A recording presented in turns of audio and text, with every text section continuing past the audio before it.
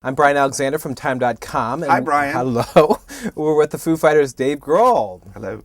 Of course, we've got the Foo Fighters' Greatest Hits coming out, and now you're doing Time Magazine's Reader's Questions. I can't believe it. Okay, we've got a question from Peter Etchells in Bristol, England. With the release of the Foo Fighters' Greatest Hits, which would you say is your favorite Foo Fighters song? I have favorite Foo Fighters songs for different reasons. Like a song like Aurora off of the third album. I love that song because of what it represents to me.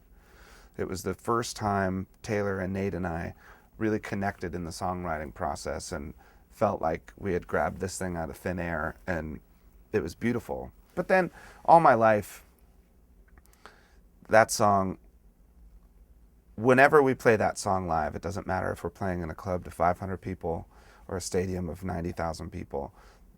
When I begin the intro, the dung dung dung dung dung dung dung dung, people go ape shit. And it's the greatest feeling in the world because I feel like I've got this weapon in my hand and I'm just kind of pointing it at everyone. You just unleash it. I like that one. Yeah. It's kind of like the theme from Jaws. You Right. just know some shit go down Yeah. real quick. Okay, that's a good answer. Okay, I've got a question from Jason Wieder in Willowbrook, Illinois. Is the new Greatest Hits album by the Foo Fighters a goodbye or more of a see you later? I look at it now like it's, the end of chapter 1, that this is the first 15 years. I never thought we would last more than 2 albums. The first album was a fluke. It wasn't meant to be a career. Right. It wasn't meant to be a band. I would have called it something else if it was meant to be a band. That was a joke, If you knew this was going to be a career, what would you have named the band? God, something other than Foo Fighters. Swear. Do Can you believe it? That's great. I know. And I called it Foo Fighters because I didn't want people to know it was me if they heard it. I wanted them to think it was a band. So I thought, okay, well maybe if I pluralize it'll sound like, the Ramones, a gang, a group of people.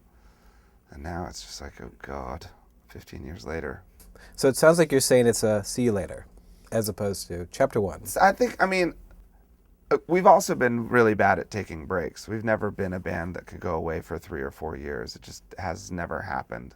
I think we'll be back sooner than people would imagine. I think we'll be back pretty soon. And you can always do those Roman numerals, like Greatest Hits 1, 2. Why not? Yeah. Yeah. Version 2. Who do you think is the best new band out there right now? Best new band? I have a lot of favorite bands. Deerhoof are amazing. They're nuts. They'll freak you out. I mean, it's not, it's not Lady Gaga. It's not Right. They're not gonna take over the world next week. Yeah.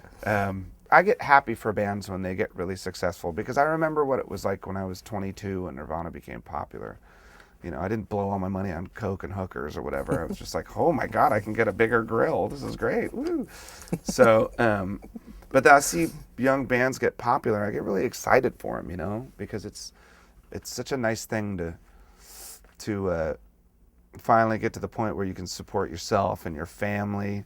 When I hear live drums and real guitars and people singing for real on the radio, it makes me feel like there's still hope for this world, that it's not all computers and auto-tuning and stuff like that. You play so many different roles in your various musical endeavors. Which do you enjoy the most and why? And any secret talents we don't know about? I love being a drummer. It's such a nice position in a band. Everyone thinks you're dumb. What they don't realize is that if it weren't for you, their band would suck. I've always loved being the drummer. I don't necessarily need to be the dude out front. I never imagined myself a front man. At the same time, I don't mind bringing the party to 85,000 people at the lip of the stage, being the front man of the band. It's nice to have both, there's that balance between the two. Where if you ever start feeling like nobody's paying attention to me, well then you be the singer of the Foo Fighters for a while.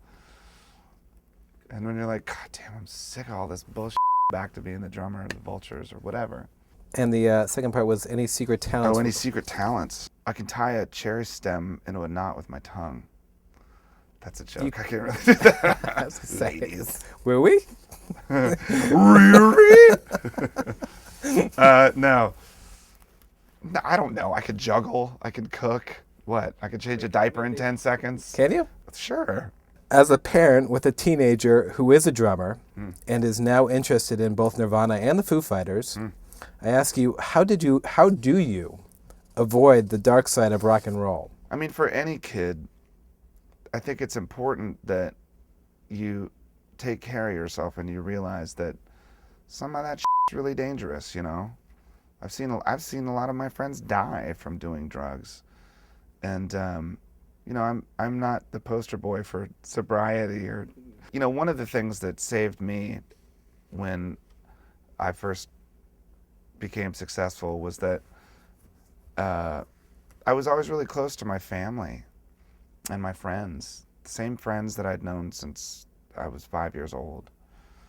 When Nirvana became popular, of course, my family and my friends, everyone was really excited.